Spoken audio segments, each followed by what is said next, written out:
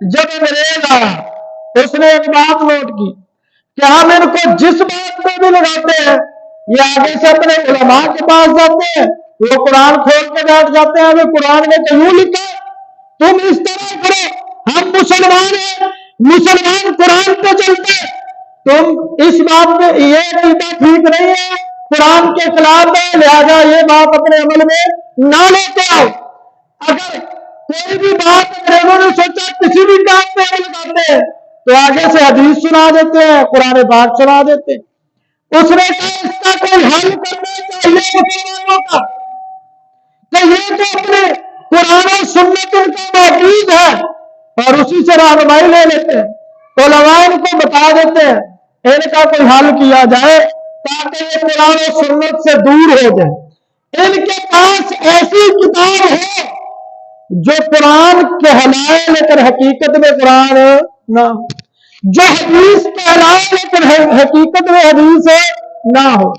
اب ظاہری بات ہے یہ وحی کا نزول کس پر ہوتا ہے جی؟ نبی پہ ہوتا ہے۔ کس پہ ہوتا ہے جی؟ وحی کا نزول کس پہ ہوتا ہے؟ نبی پہ ہوتا ہے۔ اب انگریز نے جو سوچا، برطانیہ کے انگریز نے، کہ اس کا حل یہ ہے کہ پہلے ایک نبی لایا جائے، اس نبی پر پھر وحی کا نزول ہو، پھر وہ نبی اپنی کتابیں اپنی تعلیمات پیش کرے، یہ اور کیا کہے بھی اپنے آپ کو مسلمان، یہ سارے لوگ اس کے پیچھے لگ جائیں گے، ہم اس کو جیسے جیسے کہیں گے وہ ویسے ویسے کرتا جائے گا اور سارے مسلمانوں کو اپنے پیچھے لگا لیں گے۔ اب اس کے لیے انہوں نے ایک نبی لانچ کیا جس کا نام مرزا غلام احمد قادیانی تھا۔ احمد چونکہ آپ صلی اللہ علیہ وسلم کا نام ہے اس لیے علماء اس کا نام عموماً مرزا غلام قادیانی لیتے ہیں، احمد کا لفظ ختم کر دیتے ہیں۔ اب اس مرزا کو بطور نبی کے بحیثیت نبی کو لانچ کیا گیا۔ پاکستان بننے سے بھی کئی دہائیاں پہلے کا واقعہ ہے جب یہ نبی بن کے لانچ ہوا اور اس نے نبوت کا دعویٰ کیا۔ اب صرف ایک بنیادی چیز مسلمانوں کے عقیدے میں شامل تھی کہ ہمارے نبی کے بعد کوئی نبی نہیں آئے گا۔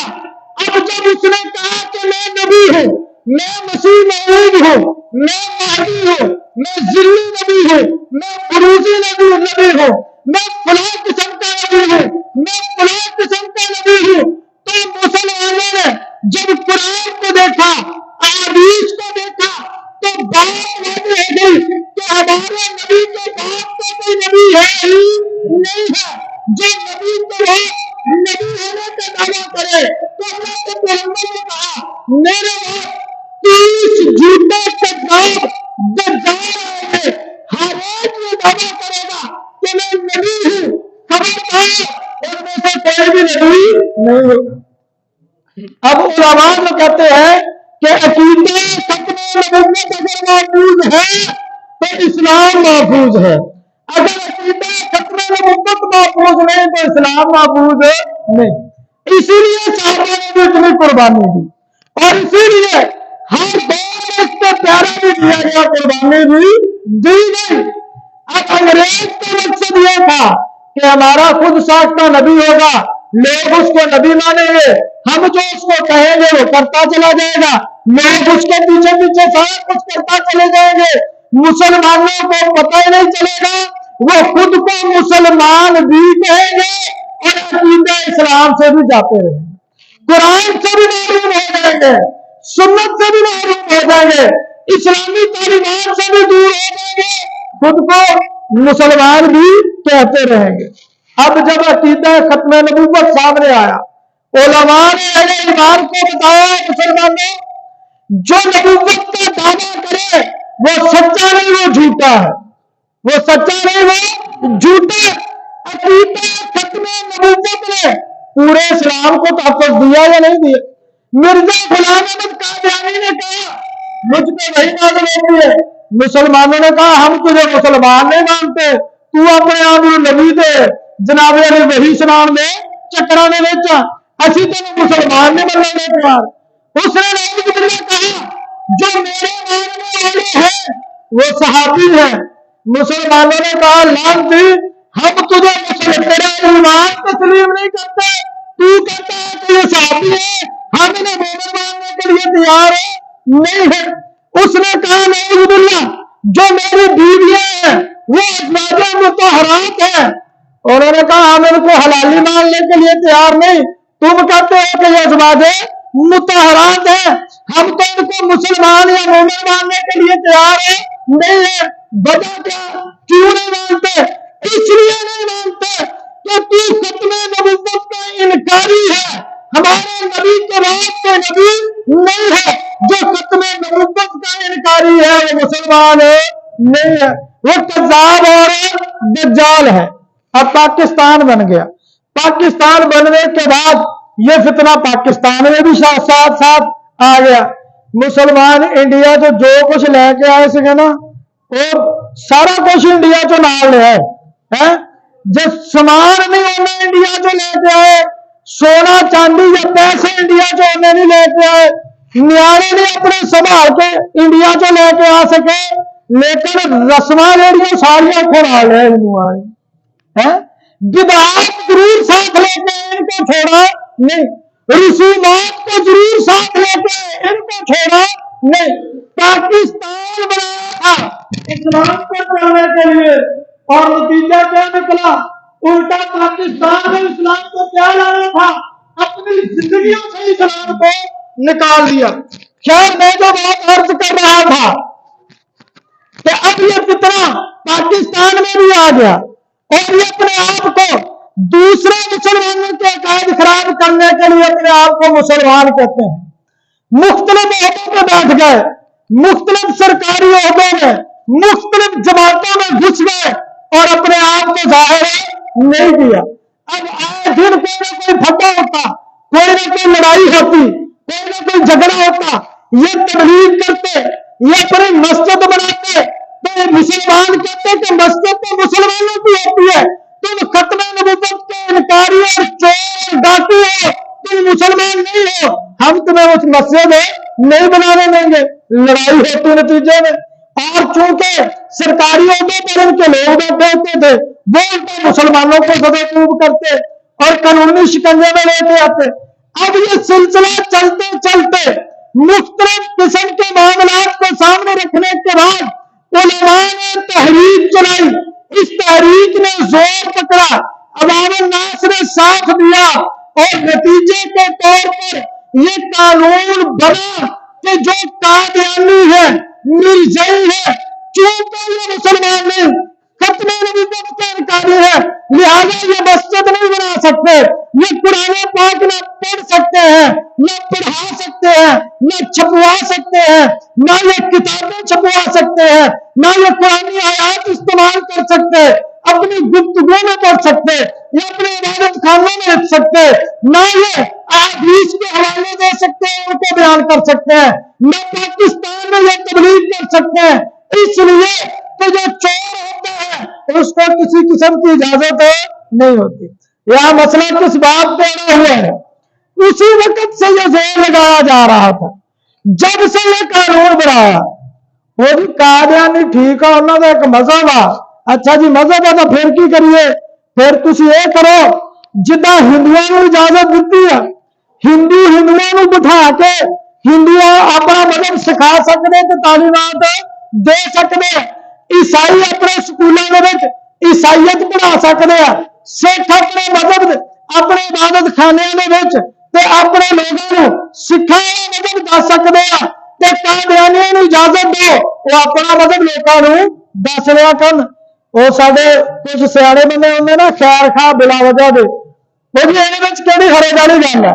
میں نے کہا سکھ اپنے سکھوں کو تبلیغ کرے گا، کسی اور کو بھی تبلیغ کرے تو وہ بتائے گا کہ میرا سکھ مذہب ہے۔ ہندو اگر ہندوؤں کو تبلیغ کرے یا کسی مسلمان کو بھی کوئی بات کہے لیکن وہ کہے گا کہ میرا مذہب ہندو ہے۔ عیسائی اگر کسی کو عیسائیت کی تبلیغ کرے تو وہ کہے گا کہ میرا مذہب عیسائیت ہے۔ اور یہاں کے ختم نبوت کا انکار ہے، دجل ہے، کفر ہے، قرآن کی تحریف ہے، احادیث کی تحریف ہے، اسلام کے حلیے کو بگاڑ کے پیش کیا جا رہا ہے، عقیدے اسلام کے نام پہ کفر کی تبلیغ ہو رہی ہے، قرآن کے نام پہ مرزا کا برطانیہ سے لائی ہوئی تعلیمات کی تبلیغ ہو رہی ہے، قرآن پاک کے اندر جو ختم نبوت کی آیات ہیں ان کا غلط ترجمہ، غلط تشریح، غلط تفسیر بیان کی جا رہی ہے۔ یہاں اپنے مذہب کے نام پہ کوئی مذہب بیان کرے تو الگ بات ہوتی ہے، یہاں اسلام کے نام پہ ان کو کفر پھیلانے کی اجازت نہیں دی جائے گی۔ یہاں عقیدہ ختم نبوت میں ڈاکہ نہیں ڈالنے دیا جائے گا۔ کیوں؟ اس لیے کہ اس چیز کی گنجائش نہیں ہے۔ اگر ان کو آزاد چھوڑ دیا جائے نتیجہ یہ نکلے گا ہم اور آپ یہ ہماری آنے والی نسلیں وہ اپنے آپ کو مسلمان بھی کہیں گے لیکن مسلمان نہیں ہوں گے۔ جب ختم نبوت کا انکار کر دیا تو ایمان باقی نہ رہا، اب مرزے کو نبی بھی مانیں گے، اپنے آپ کو مسلمان بھی کہیں گے۔ تو یہ قانون بنایا گیا کہ یہ کذاب دجال جو ہے اس کے ماننے والوں کو کسی قسم کی تبلیغ کی اجازت نہیں، مسجد بنانے کی اجازت نہیں، مدرسہ کھولنے کی اجازت نہیں، کتابیں چھاپنے چھپوانے کی اجازت نہیں ہے، کسی قسم کا لٹریچر چھپوانے کی اجازت نہیں ہے۔ اور یہ جو جج صاحب ہیں chief justice of Pakistan supreme court کے، انہوں نے یہ فیصلہ کر دیا ہے کہ یہ سب کچھ کر سکتے ہیں۔ اب میری اور آپ کی ذمہ داری یہ ہے، یہ دیکھیں جج صاحب نے کوئی دانش مندی والا کام نہیں کیا، الٹا ملک کے فیصلہ تو ایسا ہونا چاہیے تھا جس سے ملک کا استحکام ہوتا، لوگوں کے دین و ایمان کا تحفظ ہوتا۔ فیصلہ ایسا کر دیا جس کی وجہ سے ملک میں انتشار ہوگا اور ملک کا استحکام خطرے میں پڑے گا۔ فیصلہ ایسا کیا جس کی وجہ سے پاکستان میں اسلام کے نام پر کفر کی تبلیغ ہوگی۔ تو ہمارا یہ مطالبہ ہے اس فیصلے کو واپس لیا جائے، اس فیصلے کو واپس لیا جانا چاہیے یا نہیں؟ قاضی فائز عیسیٰ نے جو فیصلہ کیا ہے قادیانیوں کے حوالے سے، ہمارا یہ مطالبہ اس کو واپس لیا جائے۔ اور اگلی بات، ہم انتظامیہ کو یہ کہنا چاہتے ہیں کہ ہمارے علماء اگر یہ فیصلہ واپس نہ لیا گیا، ہمارے علماء جو فیصلہ کریں گے عقیدہ ختم نبوت کے تحفظ کے لیے ہم ان کے ساتھ کھڑے ہیں، ہم ان کے شانہ بشانہ کھڑے ہیں۔ وہ احتجاج کا کہیں، دھرنے کا کہیں، جس حد تک ختم نبوت کے لیے ہمیں جانا پڑے ہم اس کے لیے تیار ہیں، انشاءاللہ ہم اس کے لیے تیار ہیں۔ اور ہمارا مطالبہ ہے کہ پاکستان کے امن کو داؤ پر نہ لگایا جائے۔ یہ انتشار ہماری طرف سے نہیں، آپ کی طرف سے ہے، یہ انتشار اس فیصلے کی وجہ سے ہے، ہماری وجہ سے نہیں ہے۔ کیا تمہیں اس حساس معاملے کا اندازہ نہیں ہے؟ اگر جج صاحب کو اس حساس معاملے کا اندازہ نہیں ہے، وہ اس چیز کو نہیں سمجھتے، تو ہم یہ کہتے ہیں کہ ان کو سپریم کورٹ کا جج بننے کا کوئی حق نہیں۔ ان کو جس انسان کو اتنا بھی مراد نہیں ہے کہ عقیدہ ختم نبوت کی اسلام میں اہمیت کیا ہے، اس کو ایک اسلامی ملک کی سپریم کورٹ کا جج بننے کی بھی کوئی گنجائش نہیں ہے۔ اس کو تو ویسے استعفیٰ لے کے گھر چلے جانا چاہیے۔ اللہ تعالیٰ ہم سب کو جو کچھ ارادہ کیا اس پر قائم و دائم رکھے، مرتے دم تک تحفظ ہے، عقیدہ ختم نبوت کا تحفظ اور نموذج صحابہ کا تحفظ کرنے کی توفیق عطا فرمائے۔ وما علینا الا البلاغ۔